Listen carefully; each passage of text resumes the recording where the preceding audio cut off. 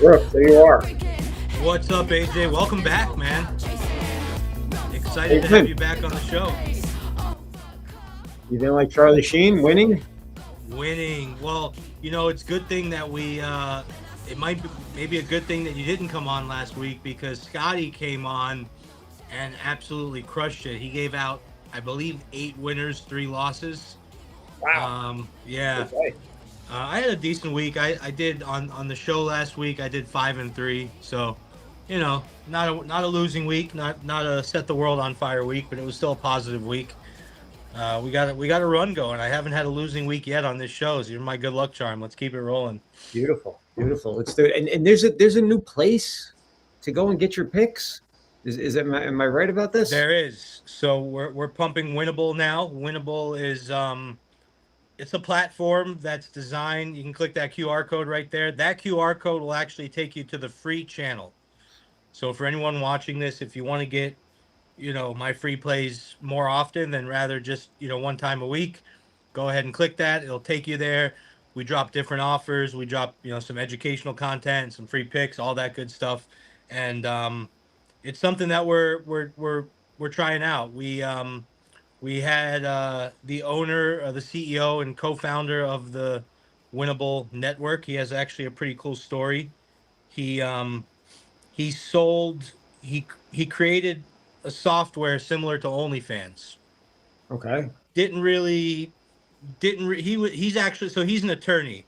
You're not taking your And top off on Winnable, are you? no, Okay. All right. Okay. All right. no nudity. Making But sure. All right. so he's actually an attorney, and his buddy actually created the platform. And his buddy's like, I need to hire an attorney to do this the right way. Why don't you come in instead of me hiring you? You could just be my partner. And this was back during the pandemic when OnlyFans was really starting to blow up. And Playboy saw what was going on, and they were desperate to kind of get into the space as quickly as possible.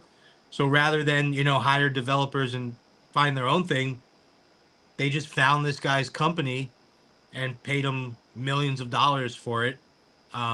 Pretty cool story. And then he actually created Winible. And it's a very good platform. I get to post all my affiliate links on there.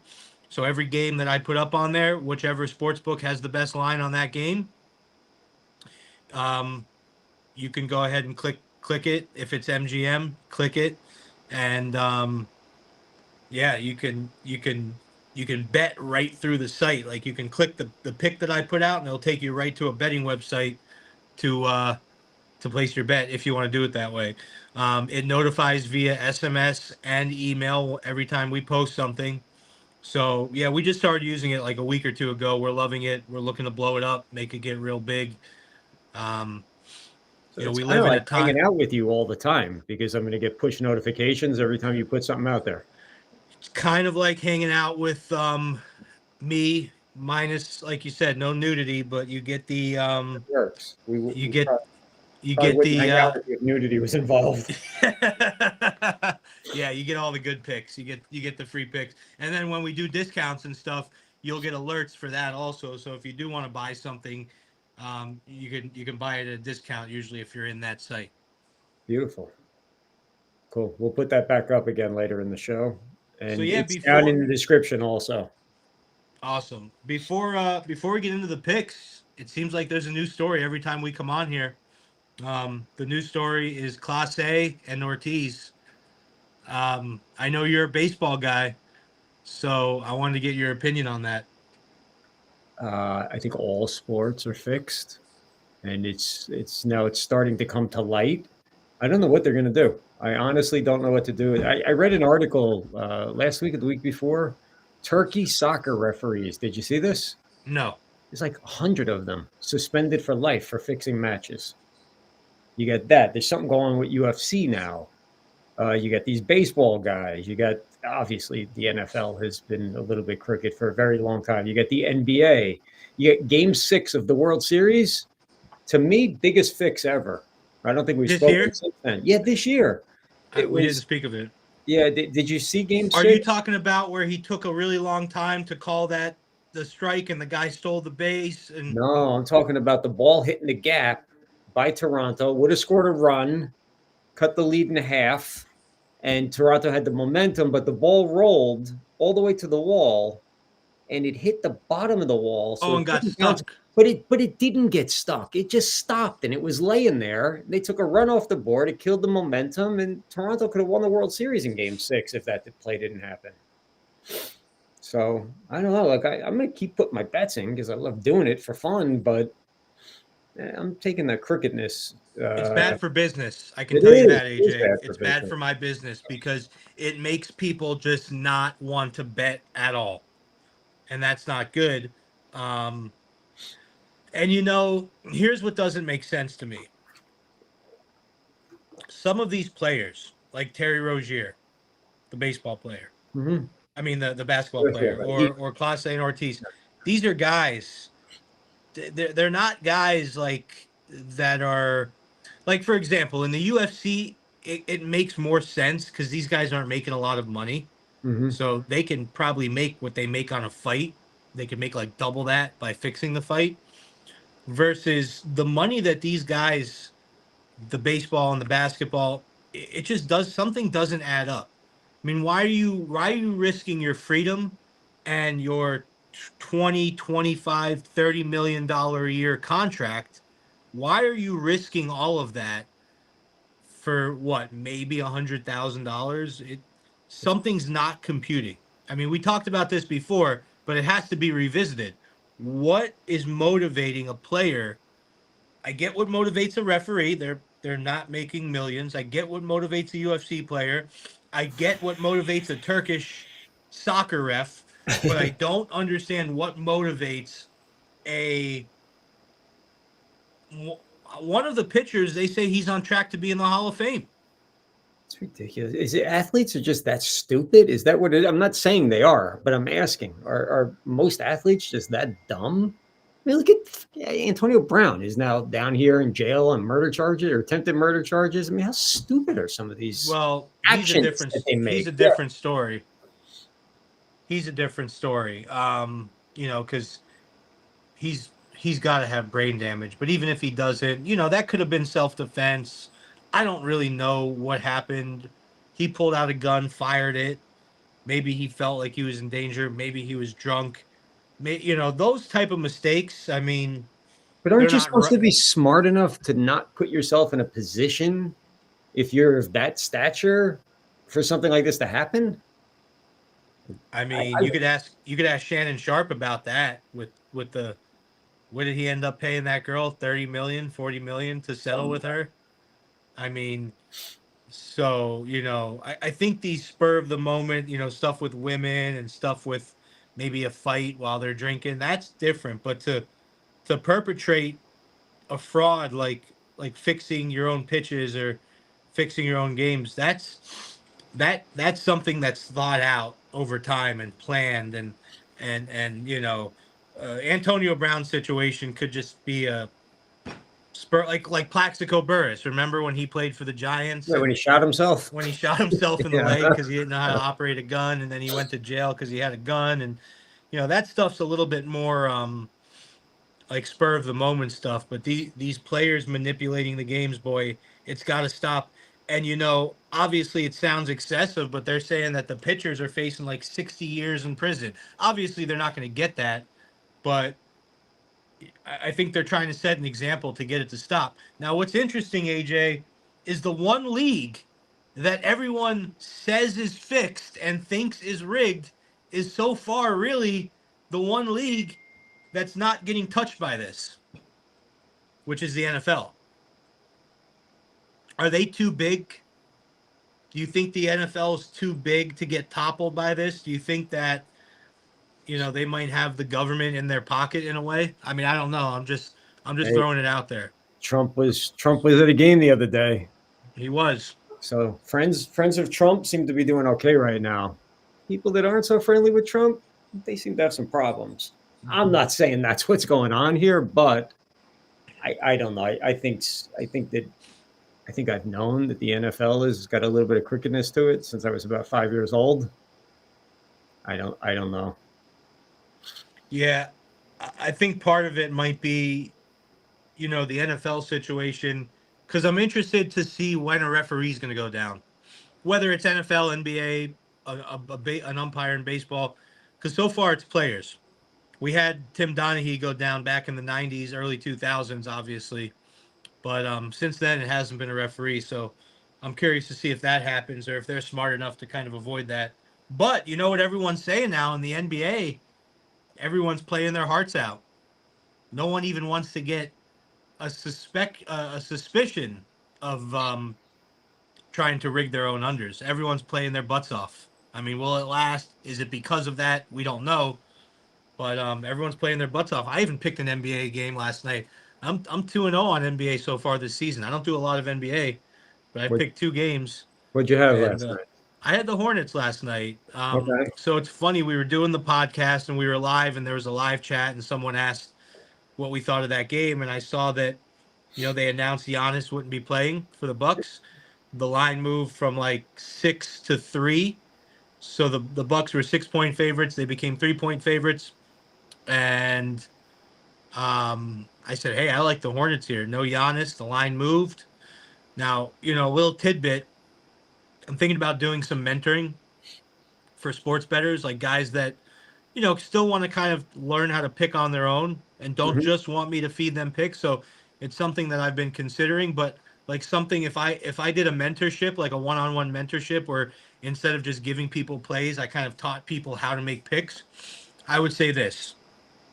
I would say if you have a NBA team that's a 6 point favorite and their star player is announced not to be playing and that line doesn't move, that's a sign that they're still going to cover. But if you have so like if the Bucks line went from 6 to 5 with Giannis being out, I would say, oh, I'm still rolling with the Bucks here. But because it moved so significantly, I like the Hornets in that situation. So if I ever do or did a mentorship, those would be, some of the things I would teach, like how to identify certain things in a line movement and what that's going to tell you. So that's what I identified yesterday in that game. And I got some stuff that I'm eyeballing today. Um, for college football, I like Troy. Troy plays Old Dominion tonight.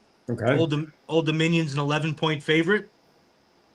Old Dominion is a team that, in all accounts, is a better team than Troy. Every stat line is better, whether it's offensive passing, offensive rushing, defensive passing, defensive rushing. But there's one really lopsided stat line, and that's turnovers. Old Dominion turns the ball over a lot. Troy does not, and Troy forces a lot of turnovers. So I think this 11 points is going to be too much for Old Dominion to cover if they continue. If both teams stay on their turnover trajectory, I think you can't win a game by multiple touchdowns if you're turning the ball over. You can still win the game, which they probably will, but not by 12, 11, 13, whatever it is. So I like Troy in that one. Um, on to tomorrow. We have a ACC showdown. I think if this were preseason, we would say that this game, no one thought that Clemson would be as bad as they are this year. Yeah. Nobody thought that Clemson would have a losing record in middle of November. I mean, they're a perennial powerhouse. They got Dabo Sweeney at the coaching position. One thing about Dabo Sweeney is he definitely needs to get more involved in the transfer portal and NIL because he doesn't at all. And I think it's it's hurting him. He's trying to do things his own way, and when things change, you can't always keep doing things your own way. For example, that's why I'm doing the Winnable. Instead of being stubborn and thinking that my company can, people sign up for my company and we're just going to call them like it's 2015 and they're going to answer the phone and bet our games. It doesn't work like that anymore. People don't pick up their phones. So that's a big reason why we're doing the Winnable, because it's a lot harder to get a hold of people nowadays. Even someone that just signed up for you 2 hours ago might take them 3 days to get them on the phone. And it creates a lot of friction. So as Teddy Brooks is going and making changes. I think Dabo Swinney needs to make those changes also. That being said, I actually like Clemson in this spot here. Um, Louisville lost to Cal last week. They were big favorites. They lost to them. I think that they had their mind on this game a little bit. Clemson beat FSU last week pretty handily. Now, don't get me wrong. I don't think FSU is some amazing team, but Clemson still beat them. And statistically, they have advantages in opponent adjusted net yards per play, net red zone scoring, and net touchdown rate. Opponent adjusted numbers, it's a way of a formula for them to take, rather than just saying this team puts up 305 passing yards per game, they factor in who those passing yards were against, and they kind of create a new number. And Clemson ranks very well in all of those numbers. So I like Clemson plus the points here. I think it was sitting at 4. Let me see. Yeah, so it's down. See, it opened at 4. I gave it on my podcast yesterday at 3.5. It's down to 2.5 now. So what I would do for this one is I would move this one back up to 3, and I would take Clemson plus 3. I think Clemson could definitely win this game. I think they're a live dog. I don't really see much value in betting their money line at plus 115. I think you're much better off just taking a spread here and playing it safe. This way, if they do lose by a couple points, you're still covered. But yeah, I really like Clemson tomorrow night in college football. I'm taking a look because truthfully, I haven't looked at college football. I'm so NBA mode right now that I'm not looking at anything else other than a little bit of soccer. Well, Just looking to see who's playing. Once I run through all my college football games, I want to hear your NBA play because I have an NBA play actually today also. There's not really a lot of games on the board, obviously, but I want to see if our plays line up here. Okay. All right, so I got 3 more college. 2 of them are some pretty premium games, and one of them is an absolute garbage game. Right. Premium games. We got Notre Dame versus Pitt. Very interesting game. Obviously, Notre Dame's a 13-point favorite. Pitt is a team that's not in the top 10, but they are a ranked team, and they are they're not a bad team. I mean, they performed well against some really good teams. They lost 2 games in a row to West Virginia and Louisville, and then they won 5 straight. And they're the number 6th scoring team in the country. They rack up 39.7 points a game. They can move the ball in the air over 300 yards a game passing. This is a stat that blew my mind when I found it. They're first in the nation in yards allowed per rush. They only give up 2.4 yards per carry. So great run defense. I look at a game like this. This goes back to if I did mentorships, I would say when you see a game where it's so evenly matched and you have some distinct matchup advantages and the home team is plus 13, this is my play of the week right here. Pitt plus 13. I think this is a touchdown game. I think Notre Dame wins this game, but I think they do so by a touchdown. I don't think they win by 2 touchdowns here. I mean, essentially, they're going to have to win this thing by 2 touchdowns to cover that spread. I just don't see that happening unless Pitt doesn't show up.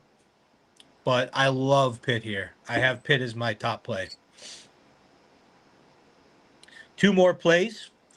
We got Oregon State, Tulsa. This is the garbage can play right here. These are 2 bad teams. Oregon State's 2-8, and Tulsa's 2-7. Oregon State opened up as a 1.5 favorite. They've since moved to a 2.5 point favorite. When you get into some of these statistical advantages here, Oregon State has a pretty solid defense. I think they hold teams to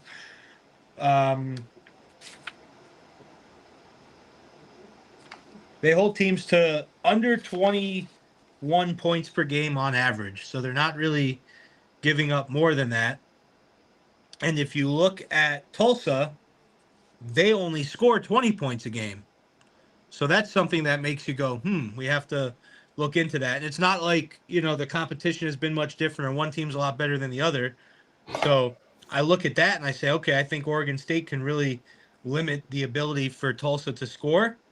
Um, and Oregon State with the offense, yeah, it's not great, but if they can, I see maybe even like an under on a game like this too. The line opened at 51 and now it's down to 49 and a half.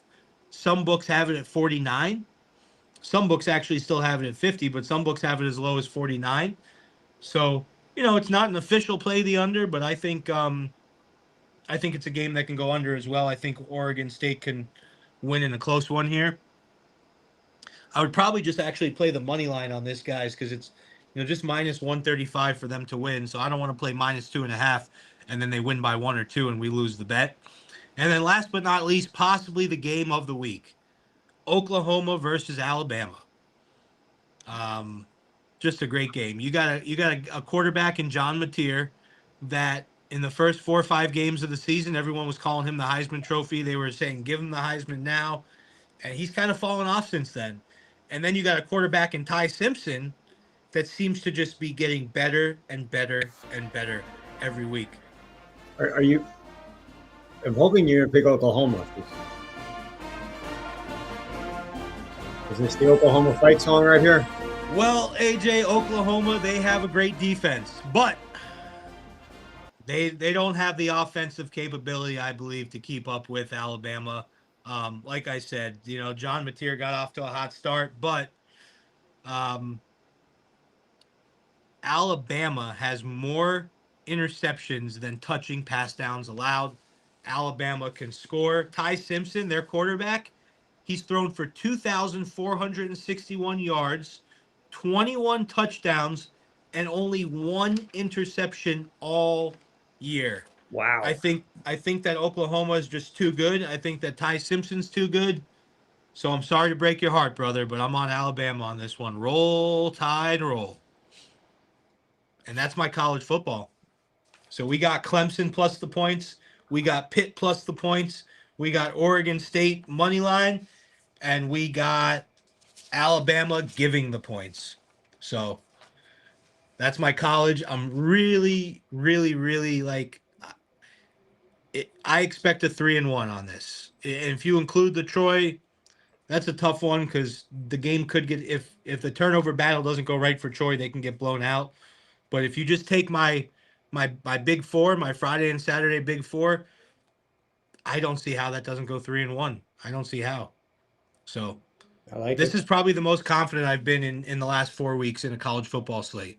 And you come on with me every week. You don't hear me talk like this every single week. I'm not that kind of person that just inflates everything. So I'm definitely very excited about this. NFL, not so excited about this week. Last week I got hurt. I got hit in the mouth in NFL. So last weekend was interesting. We swept the board Saturday, and then we went 1-2 Sunday on the free picks. We still had an overall winning week, but we got hurt a little bit on. And the only reason why we didn't get swept last Sunday is because I threw in a last minute free play that covered. So it wasn't Miami, was it? the Dolphins? Yeah. I wish, but no. Okay. Did you like Miami last week? I don't like Miami any week, period, ever. What do you think happens? I used to like them last year when they played below 500 teams. Right. They looked like the 84 Bears if they were playing a team with under 500 record. But as soon as they played a decent team, they would get shellacked. And this year, I mean, honestly, I tried to find that trend with them. I don't know what it is. I thought they were toast. I'm surprised that what's his name? The coach hasn't lost his job yet. But they're on a winning streak, right? And they win 2 in a row. Yeah, and my opinion on this, I've been saying this to everyone. Everyone thinks I'm crazy, but I think the coach should keep his job and give him the opportunity with a different quarterback. I want to see what he can do with a different quarterback because I think Tua is that bad. He's not. I don't think he's that bad as a coach. I don't think he's that terrible as a coach. We don't know. We have to see. But I think Tua needs to go. Let McDaniel get a good quarterback, one more shot, and then if he fails with that quarterback, then you get rid of him. That's my opinion. I'm not a GM, so but they're clearing the slate. It seems like. I mean, they got rid of the GM, they got rid of a few front office people. Now it's a matter of what do they do next. Let's hear your NBA play. So I got one that you can use all season long.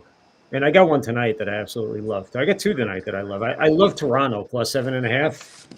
Let me go back to that game here real fast.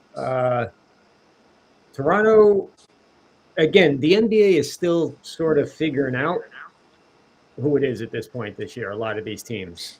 And what you said in the beginning of the show about the NBA playing their hearts out every single night, it's legit because there are a lot of close games and there's a lot of overs going on right now. I mean, there's the Heat, I think, scored 150 points twice or close to 150 points twice, and they're not the only ones. But I like Toronto. Cleveland's coming off back-to-backs with Miami.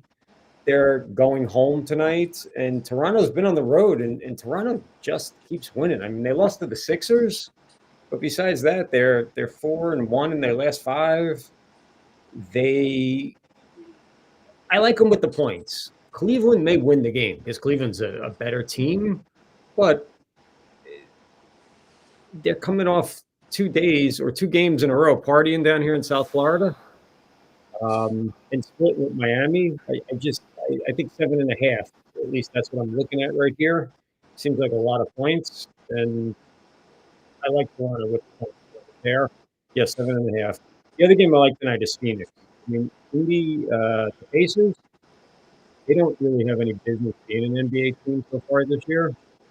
And the spread is incredibly low, and I get Phoenix is not a great team, but Phoenix has been playing a lot better basketball. The game is in Phoenix, a lot better basketball than the Pacers have. I think the Phoenix Suns are 4-0 in their last 4 games. Yeah, and they're winning by decent margins. I mean, they won by 11, they won by 13, they won by 23, and then they won by 9. So 4.5. I'll take Phoenix minus 4.5. Yeah, and the Pacers. I mean, they look like. I know Halliburton's hurt, but they look like they can't buy a win right now. Yeah, they're not good. But something. So last year, around Christmas, I put out a pick and I said, just bet this every single night for the rest of the season. You'll lose a couple of times, but you're going to make money. And I got the same pick this year. OKC, they are so incredibly deep. And I told Junior last week, I think it was Friday night, he says, well, what do you got tonight? And I said, I like Portland. He's like, they're playing OKC. I said, I know OKC can't win every game. So I like Portland. And Portland won that game. But OKC, I mean, the other night, they had like everybody out. And they still clobbered who they were playing. They're just a deep team. And I think they're on a mission to repeat and to do it easier than they did last year. So in the NBA, I say pick OKC every single game all the way through the NBA Finals. You will make money. You'll lose once in a while. But not only did they win, they cover the spread, and they cover them easily. Yeah, I did that back in the day. This was years ago, when Steph first started blossoming into the player he is today on the Warriors. And they had, Steph, Clay, and who's the big guy? Draymond. Yeah. I was riding that team. I was riding their overs. That was when basketball really started to shift with the 3-point shooting and the overs. So, we were the whole office. We were ahead of our time at that point, and we were riding that. Obviously, you can't ride something like that anymore. But yeah, I like both of those plays. The thing with you said you like the Pacers or the Suns in that game? No, I like the Suns. I love the Suns. The Suns should win that game by like 15 points, and the spread's only 4.5. Yeah, I don't know what I'm not seeing, but I like the Toronto play better there than the Suns play, but I definitely don't hate either of them. But I definitely like the Toronto one a lot. You know, one thing with basketball, like you said, I mean, they want to prove that they're not fixing games now. I think they're kind of playing scared in a way. So it's a good thing for the sport. Maybe this is a good thing for. Maybe it's great. Maybe it's great that all these guys are getting in trouble, and it's just maybe it's like clearing the disease out. It's like maybe it's just the medicine, the antibiotics that these leagues need to just flush it out, get rid of it, and maybe in 2 3 years from now we have a much better product because of it. That's my hope. Yeah, I'm trying to look on the bright side of things, but we need more accountabilities for referees, guys. I'm going to make this very clear. We need more accountability for referees. These players are getting the hammer dropped on them. And the problem with referees, here's the problem with referees. Even if a referee isn't involved in fixing a game, but they're making bad calls, and those bad calls seem to always lean one way, that's a problem. Even if they're not involved in betting, that is a problem. Even if they're rigging games, not because of betting, but maybe because of ratings, maybe because there's certain teams that they want. Put it this way, AJ. The Kansas City Chiefs, if the season ended right now, the Kansas City Chiefs would not be in the playoffs, yeah. but they're still favored to win the AFC Championship game. How is that? Does it, Because the not referees sometimes make mistakes that go in the Chiefs' favor all the time. Sometimes, sometimes all the yeah. time. Hmm. Sometimes all the time. Yeah. I agree. So yeah, it's great what they're doing, but I want them to put a little bit more scrutiny on these refs. And speaking of NFL refs, let's get into NFL. Little interesting prop bet I have for tonight. This kid, man, he's the favorite right now to win the MVP, second year in the league. Drake May for the New England Patriots. He's incredible. Hmm. Um, I like his over on his longest completion. It was, I believe, 33. Let me just get a little update because these props, they move. I don't know 37 if and you, a half. 37 and a half now. Yeah, 37 and a half minus 107. And then, yeah, so difference. So one sports book has 37 and a half minus 115. One sports book has 37 and a half minus 107. I like the over on this one here. He's a long ball thrower. He's got one of the best long balls in the game right now, and he's going against the Jets. So the problem with this one though is it's very well could be a blowout. So if he's going to do it, he's got to do it early because they're probably not going to be throwing super deep later in the game. So if you put in a play like this, you want to see it happen in the first half, 100%. You want to see it happen in the first half.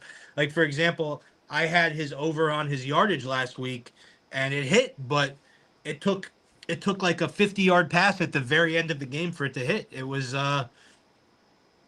he got 200 yards, and so the total was 277. Hmm. He got 200 in the first half, and he got 84 in the second half. It just went over. So a lot of these overs, you want to see them happen early. So that's my only play for tonight's NFL. I'm not really loving a lot of NFL. I'm hoping you can bring one to the table. Here's the two games I like.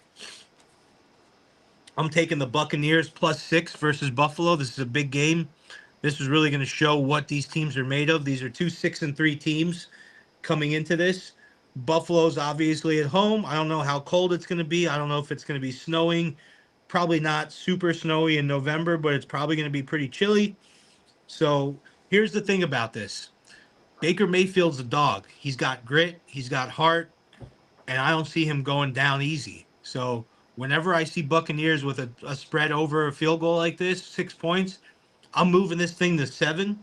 I don't buy, every single game, but this one I'm going to buy the +7, and I'm going to take the Buccaneers +7. The Buccaneers have won each of their last 3 Sunday games as road underdogs, so they're not afraid to win as underdogs on the road, and um, they've covered the spread in each of their last 7 games following a loss.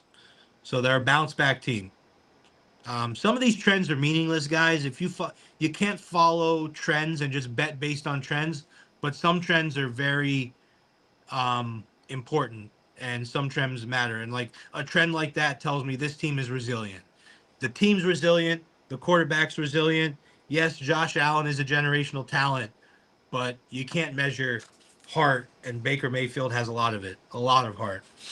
And then my other NFL game, I like the Rams over the Seahawks. We got some good NFL games this week, man. This Rams Seahawks game is going to be a great one. I think both of these teams only have 2 losses. This game's going to go a very, very, very long way to determine who's top dog in the NFC right now. So, yeah, Rams Seahawks. Rams are favored by like 2.5, 3 points here. Now they move to 4 on one sports book, so the line's definitely moving in favor of the Rams. But one of these teams is going to be 8-2 after this game, and one's going to be 7-3. But I like the Rams here. You got Matthew Stafford at home. I think Sam Darnold's been amazing, but I still think Matthew Stafford is a better quarterback. He's got the experience. He's got the playoff experience. He's a Super Bowl champion. And you give me so if you look at the numbers on Seattle and LA, I mean, I'm talking like every statistical category, one of them's ranked number 2, the other's ranked number 3. One of them's ranked number 4, the other's ranked number 5. They are head to head statistically, but the 2 factors in this game that I think are going to be the determining factors are Matthew Stafford and the Rams being at home. You could be right. There are some games that look like real heavyweight matches that I just can't, that being one of them. Detroit going to Philly, that's going to be a game. It's 2.5 points. Chiefs Broncos. Yeah, that's going to be a great one. I'm hoping the Broncos kick their ass. So I'm going to lean with 2 games and give you picks that are not going to be as interesting. I don't see. I think Brock Purdy's coming back this week. I like the Niners -3 going into Arizona. But I like Baltimore -7.5. Talking about resilient, because early on looked like this might not be their year. But Lamar wasn't going to let that happen. He's good, boy. I love rooting for a hometown guy. He grew up, 15 minutes from my office. And I agree with you. The funny thing about the Ravens is that they are now -250 favorites to win the AFC South, or Central South, whatever their division is, with the Steelers and the Bengals and the Browns. Mm-hmm. They're now the favorites to win that division, even though they don't even have the best record in that division. So obviously the odds makers see a run from them. I really like, I like both of these. I hate taking so many points in football, but out of those 2, if I would bet one of them, I would definitely be betting the 49ers, especially with Brock returning. They gotta get it together over there, man. They need this win. And the Cardinals are kind of out of it. I mean, not 100% out of it, but they're 3-6. They need some miraculous things to happen to stay in the race. So I think the hunger is going to be there. Now, I would take it on the money line probably. I think that the Niners, after last week too, especially, they need to put up some points this week. They need to make a statement this week. I mean, look, they're injured. They're hurt. They have no defense at all, period. So they have to score. The only way they're going to make it to the finish line this year is they got to be putting up 40, 45 points a game. They have a lot of injuries, huh? But yeah. Bosa's been out all year, right? Bosa's out. There's a lot of guys out. Yeah. Yeah, I like it. I like that 49ers play a lot. I think I'm going to have to add that to my repertoire, if you don't mind. I can give you one on college if you want to go backwards just for a second, because I had to look. FAU is playing against Tulane. Tulane's -17.5. I like Tulane. I also like the over 62.5. FAU is going to score some points, and this is going to be a close game for the first half, where they'll go back and forth scoring a bunch of points. But then Tulane will just pull away in the second half. What time is that game? 4:00 on Saturday. And I mean, Tulane just beat Tulsa. Was it Tulsa that they just beat? I had it. They are Memphis. They're a great team. Yeah, Tulane's a very good team. Very good team. They're 7-2. They're rolling. I like that pick. I like that pick better than the over. I like the line moving in that one. They opened up at 16.5 point favorites. It's at 17.5, 18 on some books. So I always look for line movement. It's not a determining factor for me, but it will push me in one direction or the other. I have to already be looking at the game, but if I'm looking at a game and I see the line move, so if I like a team that's -10 and I see the line move to -8, that's a big red flag for me.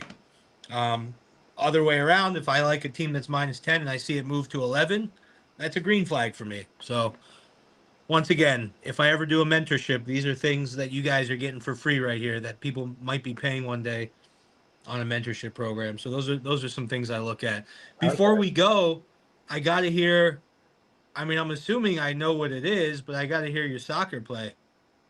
Oh yeah, so kind of like with the OKC, just bet them until the wheels fall off. Messi anytime goal, but we're beyond that. It's Messi to score 2 goals every game now, which he's consistently doing it. And Inter Miami to take it all the way to the final. To I take was it gonna say, so break it down for me because I don't really follow this MLS too closely. Like, where are they right now in the season? semifinals in the How many teams are conference. left? Four, There's one, two, three, four, yeah, four in the conference. and So there's there's, two there's conferences, two conferences, so yeah, there's eight East and teams West. left There's eight total. teams left, yeah. Philly's the 1 seed, Cincinnati's the 2, Inter Miami is the 3. Inter Miami is going to Cincinnati, and they had lots of problems with Cincinnati last year. They went to Cincinnati and they got crushed. Messi didn't play.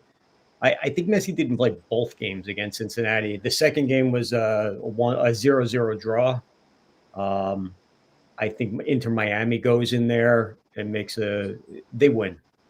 Let me And they, ask you a question. yeah. Do you think that their investment in Messi is paying off? Oh, hell yeah. Right. And again, I'm new to soccer, but I'm pretty deep into soccer right now. So Messi was already here when I showed up. And that stadium, as small as it is, I don't know what it holds, 17, 18,000.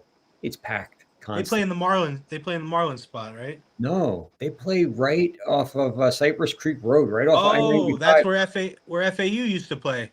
Oh, that I don't even know, but it used to be I know they had the Pro Bowl there about 15 years ago when they brought the Pro Bowl, when they started moving it around instead of just Hawaii. But they redid that little stadium. It's called Chase Stadium. They redid it for Inter Miami, but Inter Miami is getting Freedom. I think it's called Freedom Park or Freedom Stadium is opening up, which is somewhere down by the airport there, down in Miami towards you. So yeah, Messi paid. I mean, yes, yes, hell yes. Every stadium that they travel to sells out when they come to town, and you're talking about stadiums and teams that will only have 6,000 people there if Messi's not coming to town. Is that called Lockhart Stadium? It might have been called Lockhart Stadium at one time, but now it's Chase Stadium. Is it on third? It's in Fort Lauderdale on third. Is it by Extreme Action Park? I have no idea. It's literally right off of 95. You go 95 to 13. either Yeah. either Cypress Creek or what is the next one? Commercial or Sample? Where is Commercial? And I mean, it's right Yeah. there. It's right by the airport. It's right next to the Fort Lauderdale So Executive Airport. so the stadium site was redeveloped in 2019 and 20 with the construction of Chase Stadium for Major League Soccer club Inter Miami. So yeah, at some point, I don't know when, but at some point FAU used to play their football games at that stadium. Okay. I think very temporarily. But yeah, so all right, Yeah. Messi 2 goals. Messi 2 goals and Inter Miami to win the game. I'll just run through my plays one more time. I'm on Troy tonight plus the points. I'm also on Drake May longest completion over 37.5.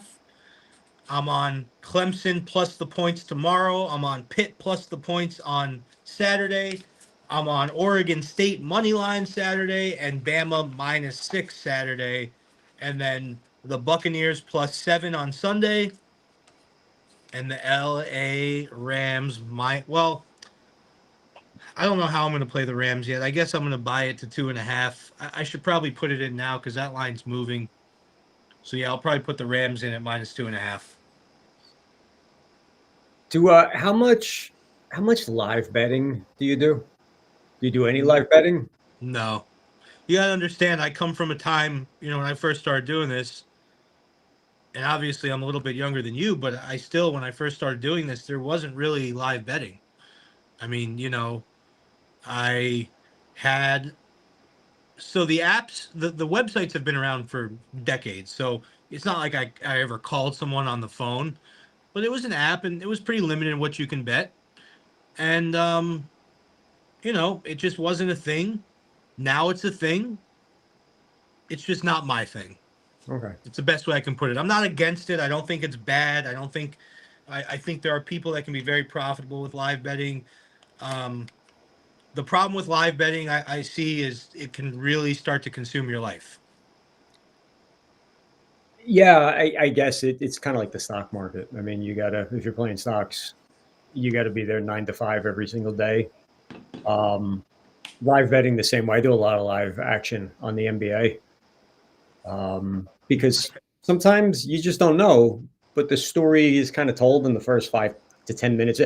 Perfect because you were talking about Golden State and riding them. So there was, I want to say this was 3 or 4 seasons ago when Golden State was still that Golden State team, but they just did not play the first half.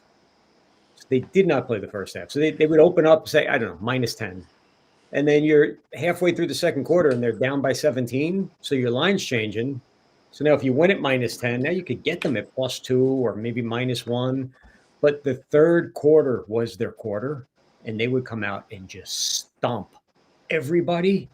And there are, you find trends like that. And like you said, you can't just bet a trend.